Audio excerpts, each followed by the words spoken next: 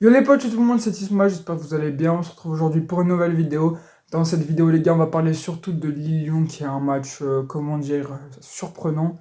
C'est le mot qui me vient le premier en tête, mais ça, on va en parler dans les prochaines minutes et on va enchaîner directement. Enfin, on va enchaîner après le match.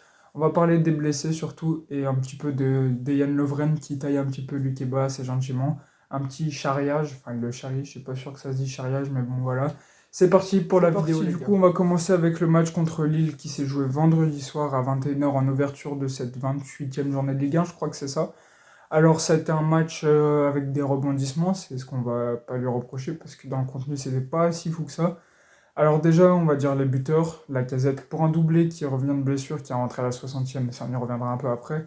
Et notre petit Bradley Barcola qui a ouvert le score côté lyonnais, un triplé de Jonathan David pour Lille qui fait de lui le meilleur buteur actuellement en Ligue 1. Mais du coup, on va passer au contenu notamment parce que c'est ce qui va être le plus intéressant.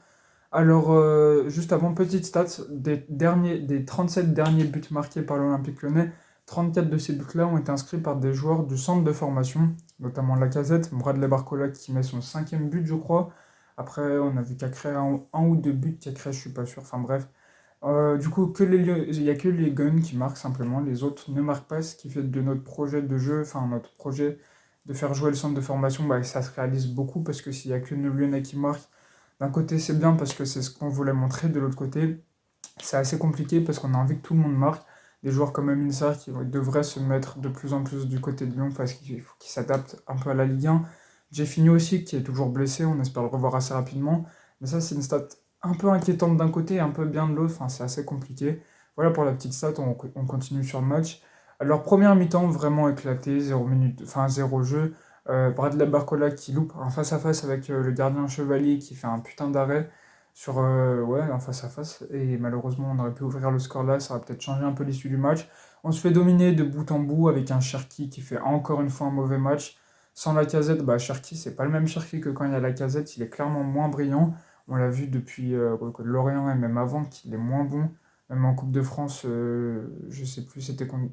Attendez, c'était contre Grenoble, voilà, je retrouve. Contre Grenoble, même là, il n'a pas été très bon.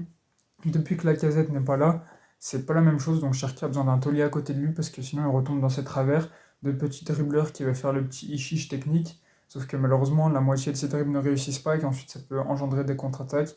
Et lui va même pas les défendre. Donc Ryan Cherki, sans la casette, c'est pas le même Ryan Cherki qu'avec la casette. Et là, c'était un très mauvais Ryan Cherki qui ne devrait pas être leader à cet âge-là parce qu'il n'a pas l'expérience. Au foot, il y a quatre critères majoritaires: technique, tactique, mental et physique. Des joueurs de l'âge de Cherki, ils ont la technique. Ça, comme la plupart des jeunes talentueux de son âge et qui jouent en professionnel, ils ont une technique magnifique. Et c'est le cas de Ryan Cherki. Tactiquement, c'est moyen. Ryan Cherki, tu sens que le placement n'est pas toujours bon. Surtout l'intelligence du jeu est assez mauvaise parce que, encore une fois, il va toujours percuter au lieu de faire des passes intelligentes. Le mental, on l'a bien vu qu'il ne l'a pas parce qu'il se voit plus gros qu'il l'est. Il voit un peu trop haut par rapport à son statut. Il se prend pour un leader. Et ça, c'est pas de sa faute, hein. C'est par rapport au système qu'a le foot actuel, par rapport à nos jeunes du foot. Et il n'y a pas qu'à Lyon d'ailleurs, parce que tous les jeunes qui sont bombardés sur la scène professionnelle à cet âge, bah, ils gagnent déjà un très beau salaire, pour la plupart sont pas majeurs.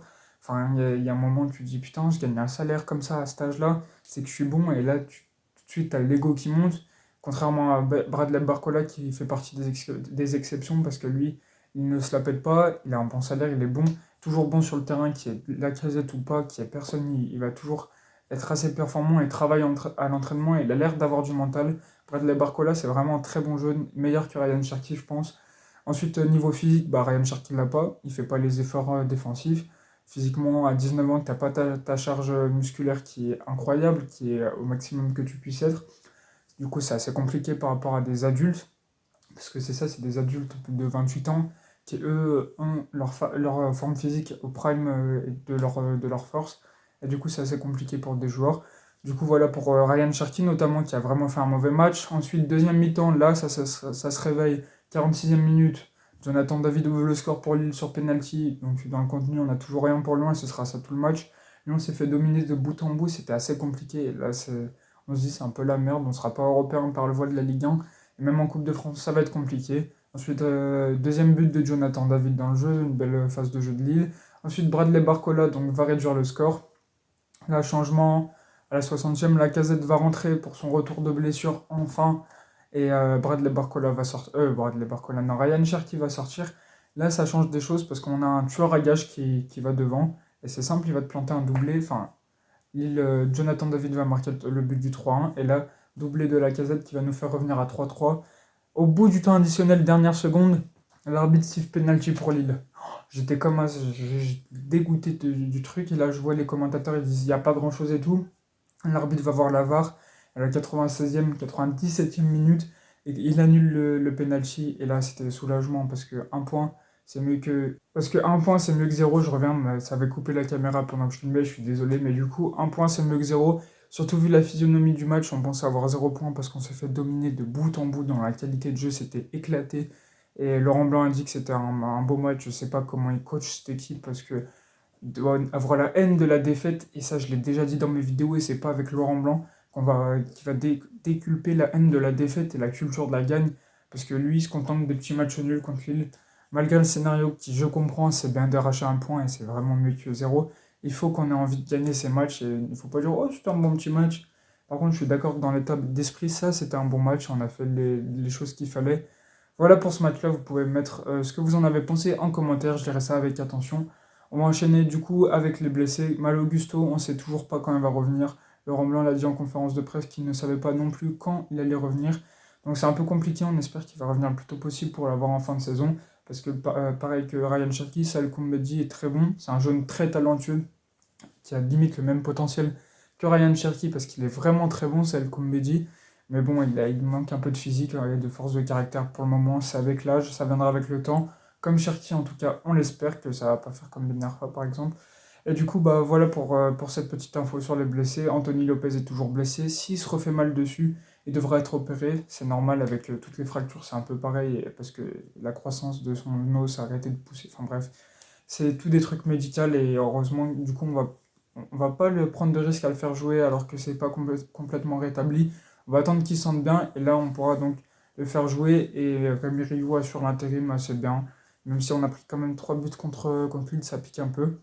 On va finir la vidéo avec un petit chambrage de Dejan Lovren qui était en conférence de presse, qui parlait de Lukeba. Il dit que Lukeba apprend très très bien, sauf pour les cheveux. Il a dit les cheveux, c'était dégueulasse, faut qu'il change de coupe de cheveux. Qu'il avait promis Lukeba de faire un truc à ses cheveux le plus tôt possible. Du coup, bah, on a hâte de voir ça, la nouvelle coupe de Castello Lukeba. Enfin, c'était assez drôle la conférence de presse, je vous invite à aller voir le passage, c'était assez marrant. Du coup, ça fait plaisir de voir cette bonne humeur du côté d'un Dejan Lovren, patron. Du coup, bah, c'est ça. Et j'avais oublié de dire, Tagliafico a dit qu'il se la donnait, certaines personnes ne se la donnaient pas à fond, et qui voyaient que Nico Tagliafico se donne à fond, qu'il va s'arracher pour tous les ballons. Et ça, c'est sa grinta, malgré que techniquement, c'est pas le meilleur joueur de l'Olympique Lyonnais, c'est pas le plus performant, qu'il est en dessous de certaines personnes. Lui, il se la donne à fond. Il va en mental, il est rugueux. Lui, contrairement à Ryan Cherki, à un Koumbedi, lui, il a les 4 points du foot que j'ai évoqué plus tôt dans ma vidéo. Mental, physique, tactique, technique. Même si la technique commence à régresser un petit peu, c'est normal, il a passé son prime, il a plus de 30 ans maintenant, je crois, Nico Tagliafico. Mais en tout cas, il se la donne, ça c'est ce qu'il faut. Du coup, voilà pour cette vidéo, on va s'arrêter là. J'espère que vous l'avez kiffé. Si c'est le cas, on se retrouve la semaine pro. N'hésitez pas à liker, à commenter, à vous abonner. Ciao, ciao les gars!